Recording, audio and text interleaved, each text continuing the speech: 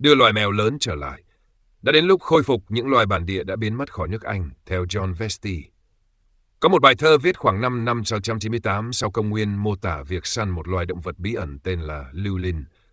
Nhưng đó là loài gì? Không ai chắc chắn.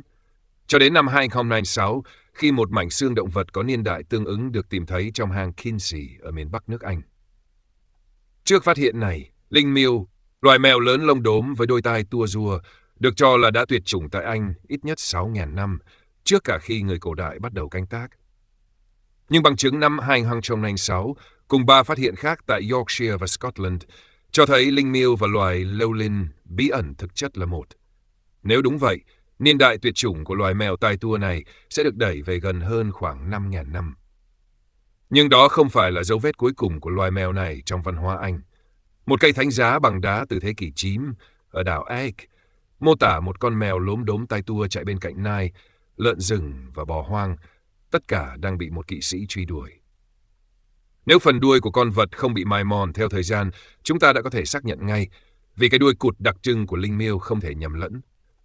Nhưng ngay cả khi chi tiết ấy biến mất, thật khó tưởng tượng nó có thể là loài nào khác. Ngày nay, linh miêu đã trở thành biểu tượng của một phong trào đang làm thay đổi tận gốc tư duy bảo tồn tại Anh. Tái hoang dã, rewilding. Tái hoang dã là quá trình phục hồi quy mô lớn các hệ sinh thái đã bị tổn thương. Nó đòi hỏi trả lại rừng cho những vùng đất bị chọc lóc, để đáy biển phục hồi sau nạo vét, để dòng sông chảy tự do trở lại. Quan trọng nhất, đó là việc đưa các loài bị mất trở lại hệ sinh thái. Một phát hiện nổi bật của sinh thái học hiện đại là những hệ sinh thái không có động vật săn mồi lớn vận hành theo một cách hoàn toàn khác, và thường là kém lành mạnh hơn so với hệ sinh thái có chúng. Những loài săn mồi lớn tạo ra những hiệu ứng dây chuyền lan khắp chuỗi thức ăn, tạo ra chỗ đứng cho hàng trăm loài khác vốn khó tồn tại. Hóa ra những kẻ giết chóc lại chính là những người đem sự sống trở lại. Những phát hiện này là thách thức lớn cho công tác bảo tồn tại Anh, vốn từ lâu chỉ chọn vài loài thực vật và động vật rồi cố giữ chúng nguyên vẹn như cũ, như thể giữ tự nhiên cho một lọ muối chua, không để thứ gì vào hay ra. Nhưng hệ sinh thái không chỉ là những danh sách loài, chúng là các mối quan hệ sống động, luôn thay đổi. Và sự năng động ấy thường phụ thuộc vào loài săn mồi lớn. Trên biển, tiềm năng còn lớn hơn. Nếu bảo vệ các vùng rộng khỏi đánh bắt thương mại, ta có thể thấy lại cảnh tượng được mô tả trong văn học thế kỷ 18, những bầy cá khổng lồ bị cá voi lưng xám và cá nhà táng đuổi trong tầm mắt bờ biển Anh. Chính sách này cũng giúp tăng sản lượng cá, trái ngược hoàn toàn với thói quen cào sạch đáy biển của ngành đánh cá hiện nay, vốn khiến không còn nơi sinh sản tự nhiên. Tái hoang dã là ví dụ hiếm hoi của phong trào môi trường tập trung vào chúng ta đang hướng đến điều gì, thay vì chỉ phản đối điều gì. Một lý do khiến tái hoang dã lan nhanh ở Anh là nó đề ra một viễn cảnh tích cực và truyền cảm hứng hơn, thay vì lời hứa mờ nhạt kiểu theo chúng tôi, thế giới sẽ bớt tệ đi một chút. Linh miêu không gây nguy hiểm cho con người. Chưa từng có ghi nhận nào cho thấy chúng tấn công người. Chúng là loài săn mồi chuyên biệt của hươu rô, vốn đang bùng nổ số lượng ở Anh và ngăn cản phục hồi rừng do ăn quá mức. Chúng cũng có thể kiểm soát hươu Sika, loài ngoại lai khó kiểm soát vì ẩn trong các rừng non dày đặc. Việc tái thả linh miêu hòa hợp hoàn hảo với mục tiêu khôi phục rừng ở vùng cao nguyên trống trải. Linh miêu thích rừng rậm, vì vậy gần như không gây nguy cơ cho cừu và gia súc, vốn theo quy định trợ cấp nông nghiệp, phải được chăn thả ngoài rừng. Trong một chuyến đi gần đây đến dãy Cairngorm, tôi nghe nhiều nhà bảo tồn nói rằng linh miêu có thể được tái thả trong vòng 20 năm. Nếu rừng quay trở lại những ngọn đồi chọc khác trên khắp nước Anh, loài mèo lớn này có thể nối bước. Những đề xuất này hoàn toàn không có gì lạ ở châu Âu. Linh miêu đã được tái thả ở dãy Jura, dãy Alps, vùng Vosges ở Pháp, dãy Harz ở Đức và đang phục hồi ở nhiều nơi khác. Quần thể linh miêu châu Âu đã tăng gấp 3 từ năm 1970, đạt khoảng 10.000 cá thể. Giống như sói, gấu, hải ly, bò rừng, nai rừng tấm và nhiều loài khác, linh miêu đã mở rộng phạm vi sinh sống khi nông nghiệp rút khỏi các vùng đồi núi và khi con người nhận ra rằng bảo vệ động vật hoang dã hấp dẫn mang lại lợi nhuận cao hơn săn bắn. Tái hoang dã quy mô lớn đang diễn ra khắp nơi, ngoại trừ Anh. Tại đây, thái độ chỉ mới bắt đầu thay đổi. Những người bảo tồn dần chấp nhận rằng mô hình lọ muối chua cũ đã thất bại, ngay cả theo những tiêu chí của chính nó. Các dự án như Trees for Life tại vùng Highlands hé lộ tương lai có thể tới. Một tổ chức đang được thành lập nhằm xúc tiến việc tái hoang dã đất liền và biển trên khắp nước Anh. với mục tiêu đưa trở lại loài hiếm nhất vào hệ sinh thái xứ sở này. Hy vọng.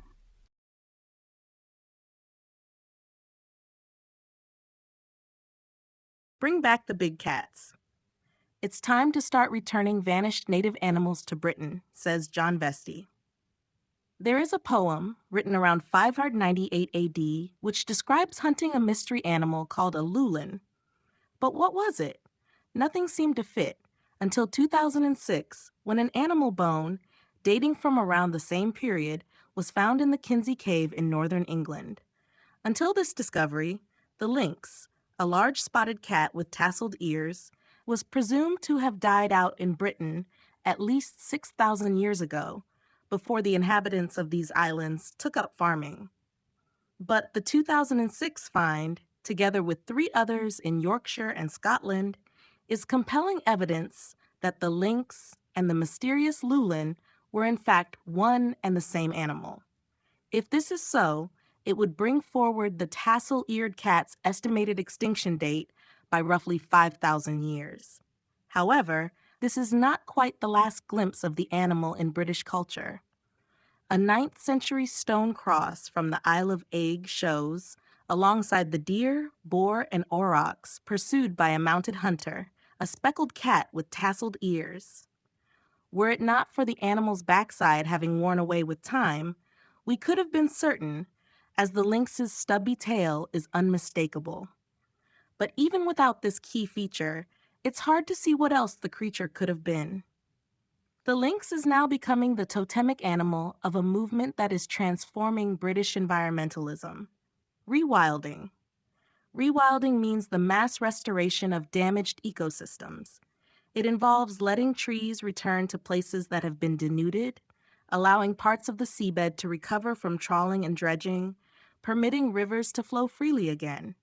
Above all, it means bringing back missing species. One of the most striking findings of modern ecology is that ecosystems without large predators behave in completely different ways from those that retain them. Some of them drive dynamic processes that resonate through the whole food chain, creating niches for hundreds of species that might otherwise struggle to survive. The killers turn out to be bringers of life. Such findings present a big challenge to British conservation, which has often selected arbitrary assemblages of plants and animals and sought, at great effort and expense, to prevent them from changing. It has tried to preserve the living world as if it were a jar of pickles, letting nothing in and nothing out, keeping nature in a state of arrested development. But ecosystems are not merely collections of species. They are also the dynamic and ever-shifting relationships between them. And this dynamism often depends on large predators. At sea, the potential is even greater. By protecting large areas from commercial fishing, we could once more see what 18th century literature describes: vast shoals of fish being chased by fin and sperm whales within sight of the English shore. This policy would also greatly boost catches in the surrounding seas. The fishing industry's insistence on scouring every inch of seabed, leaving no breeding reserves, could not be more damaging to its own interests. Rewilding is a rare example of an environmental movement in which campaigners articulate what they are for rather than only what they are against. One of the reasons why the enthusiasm for rewilding is spreading so quickly in Britain is that it helps to create a more inspiring vision than the Green Movement's usual promise of "follow us and the world will be slightly less awful than it would otherwise have been." The lynx presents no threat to human beings. There is no known instance of one preying on people. It is a specialist predator of roe deer, a species that has exploded in Britain in recent decades, holding back, by intensive browsing, attempts to reestablish forests. It will also winkle out sika deer, an exotic species that is almost impossible for human beings to control, as it hides in impenetrable plantations of young trees. The attempt to reintroduce this predator marries well with the aim of bringing forests back to parts of our bare and barren uplands. The lynx requires deep cover, and as such presents little risk to sheep and other livestock, which are supposed, as a condition of farm subsidies, to be kept out of the woods. On a recent trip to the Cairngorm Mountains, I heard several conservationists suggest that the lynx could be reintroduced there within 20 years. If trees return to the bare hills elsewhere in Britain, the big cats could soon follow. There is nothing extraordinary about these proposals, seen from the perspective of anywhere else in Europe. The lynx has now been reintroduced to the Jura Mountains, the Alps, the Vosges in eastern France, and the Harz Mountains in Germany, and has re-established itself in many more places. The European population has tripled since 1970 to roughly 10,000. As with wolves, bears, beavers, boar, bison, moose, and many other species, the lynx has been able to spread as farming has left the hills and people discover that it is more lucrative to protect charismatic wildlife than to hunt it, as tourists will pay for the chance to see it. Large-scale rewilding is happening almost everywhere, except Britain. Here, attitudes are just beginning to change.